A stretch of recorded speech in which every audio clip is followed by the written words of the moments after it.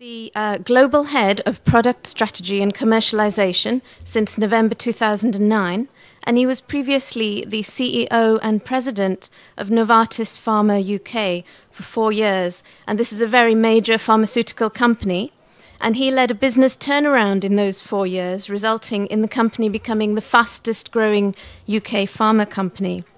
He was also the global head of infectious diseases and worked in Basel.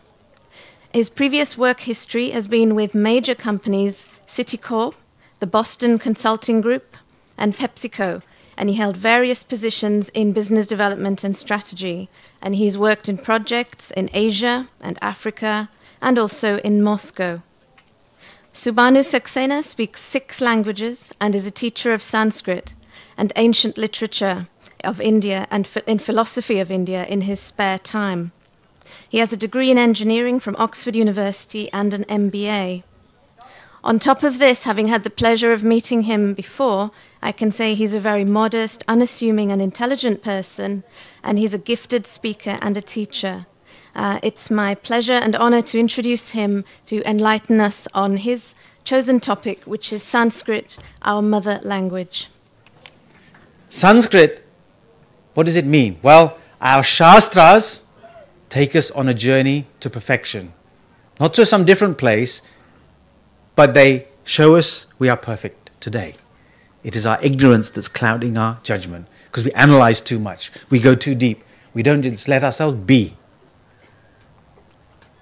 So to express that perfection, you need a perfect language. Samskritam, perfectly formed.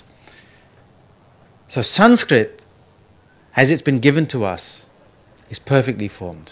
It has a perfect structure.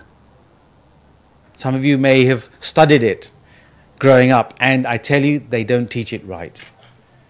Ramaha Ramao Ramaha. They just throw out the structure. They don't give you the essence of the Sanskrit. But there's a beauty in that structure. It helps you create perfection. It helps you create a wonderful universe of expression. Infinite universe. Sanskrit's vocabulary is infinite. You can take words and join them together. Chakram, wheel. Panihi, finger. Chakrapani, wheel finger. Krishna. Vidyut, electricity. Patram, paper. Letter. Vidyut patram, email. So there is infinite expression in Sanskrit, which is right, because to describe the infinite, you need infinite expression.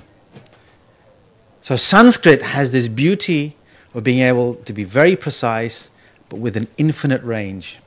Why? How can that happen? Well, Sanskrit is built on roots. There are over 2,000 dhatus, roots, words, from which everything is built. It's a very logical language. Now, today, we only use 800 of these roots in Sanskrit that we know of. The rest have been lost. And they're organized in 10 sets. And every root has a deeper meaning, this theme of what's behind. And I give you a simple example. Is, or to be. Asti or bhavati. Bhu sattayam, it says.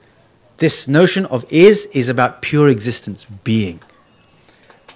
What Swamiji just told us, it's not about becoming, it's about being.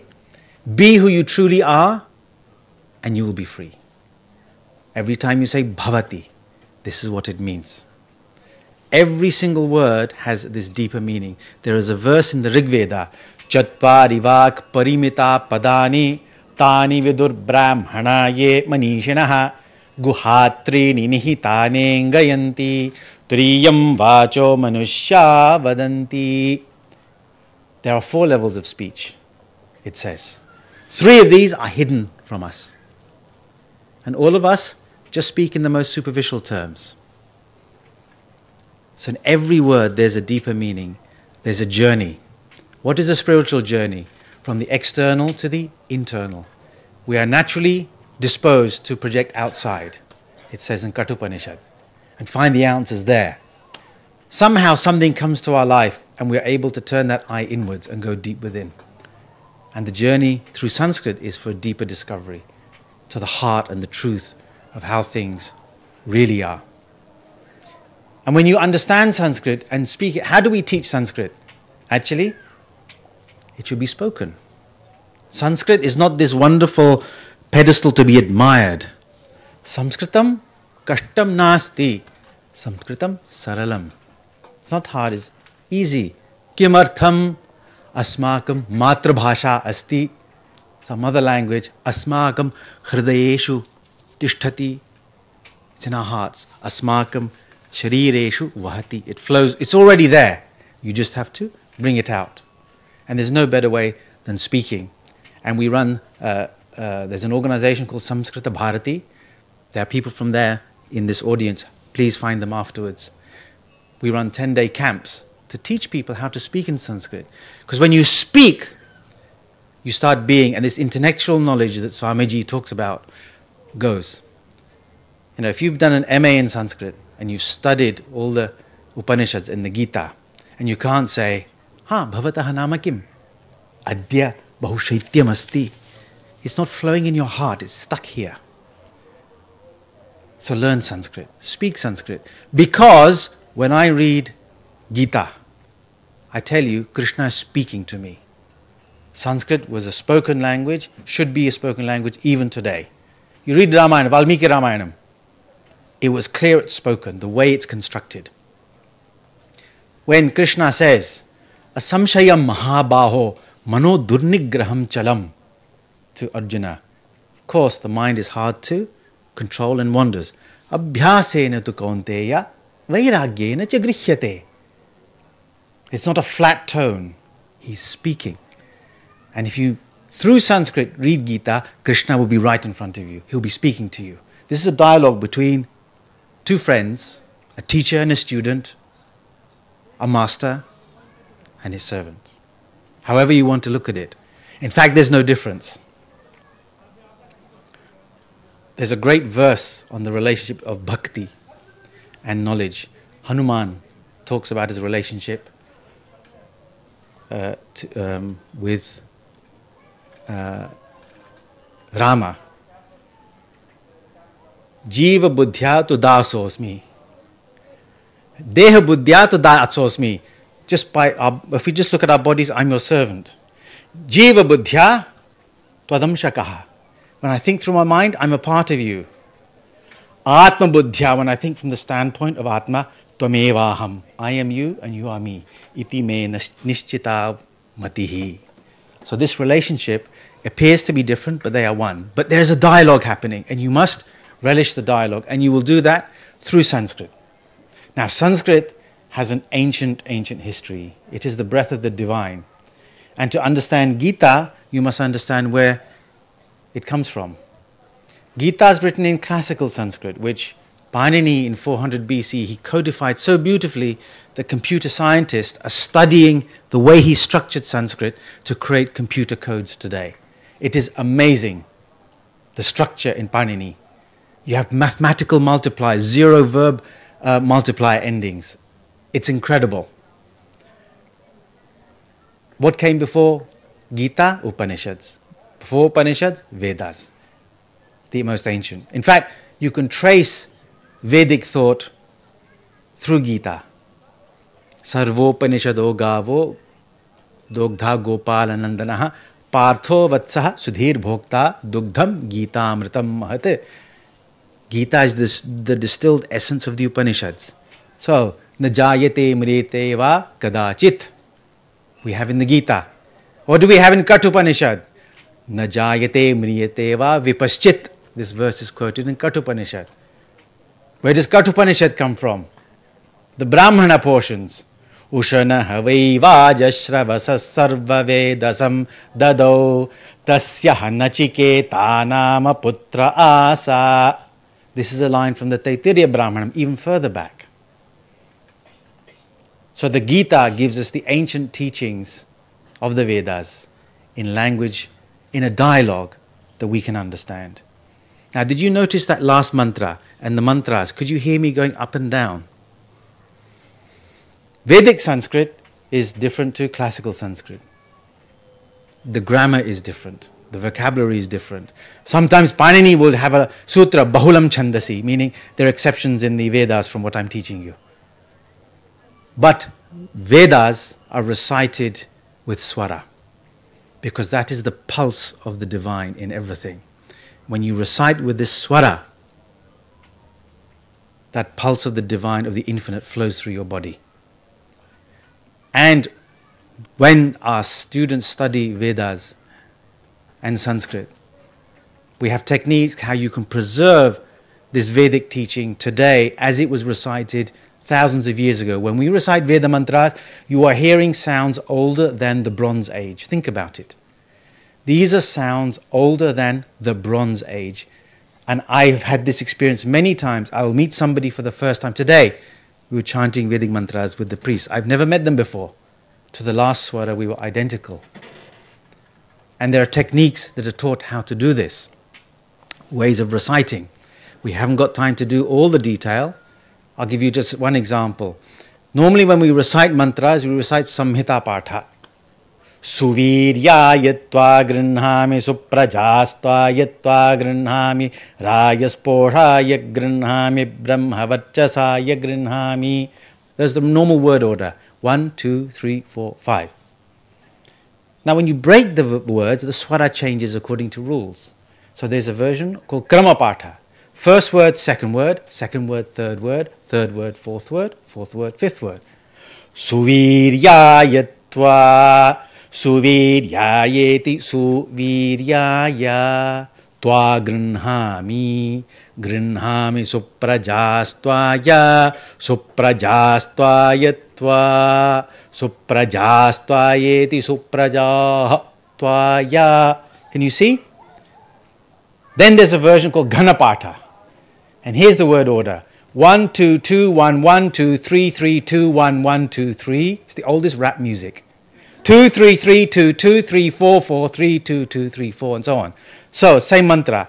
Suviryaya tva tva suviryaya suviryaya tva grinhami grinhami tva suviryaya suviryaya tva grinhami suviryayeti suviryaya tva grinhami grinhami tva grinhami suprajastvaya suprajastvaya grinhami tva grinhami suprajastvaya.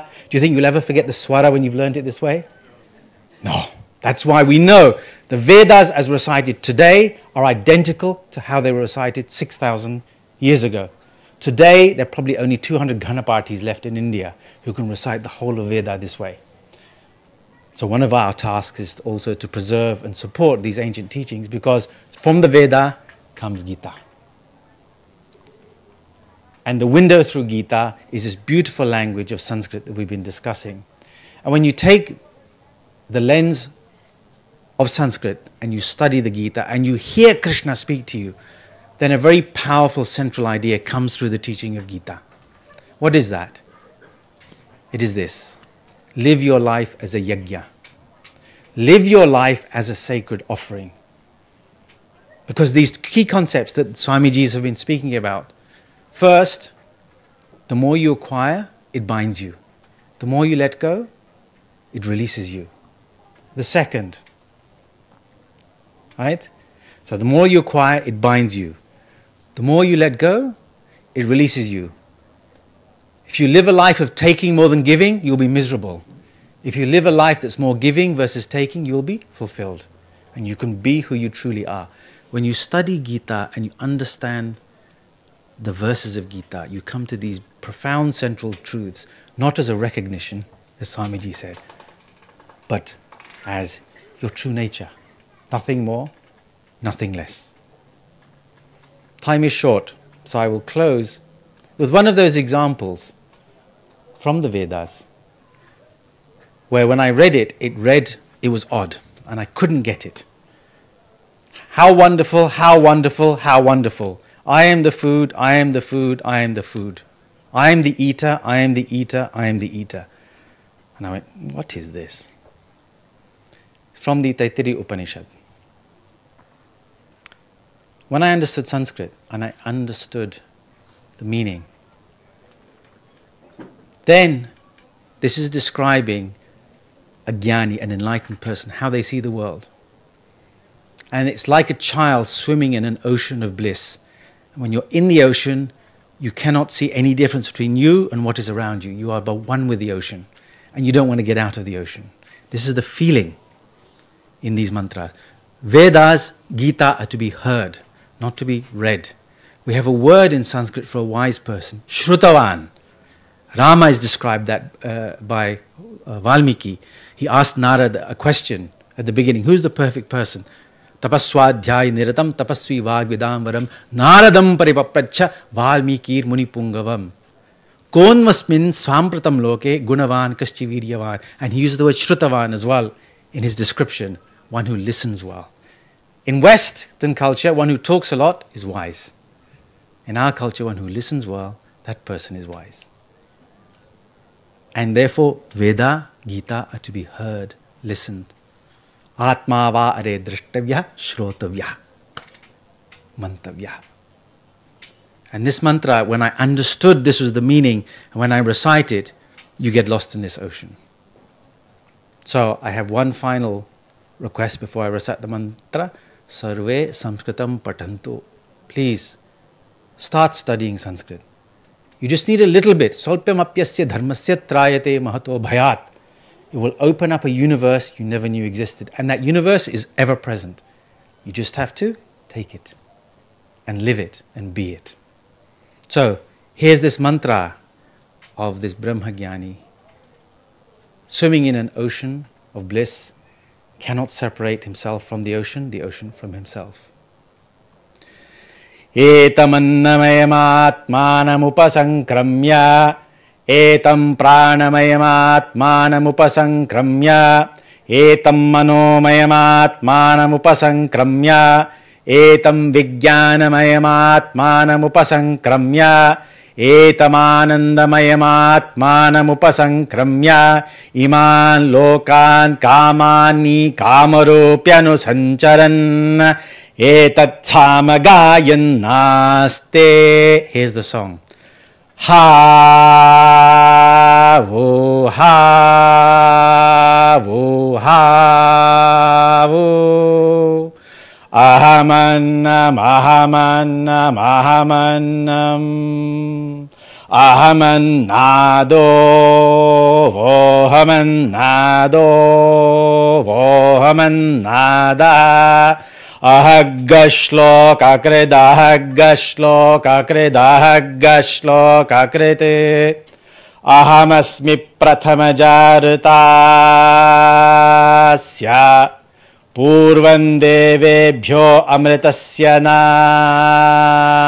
bhai yo ma dadati sa ideva ma vaha ahamannamadantamadmi aham vishvam bhuvanamabhyabhavam suvarnajyoti ya evam veda ityupanishat sahana vavato sahanau bhunakto sahaviryam karavavahai tejasvinavadhitamastu ma vidvishavahi.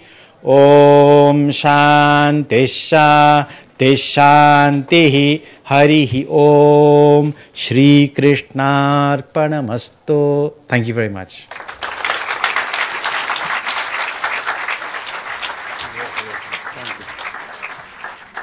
When a man of passion speaks, you can't hold him back. So, thank you, Subhanuji. Very nice of you.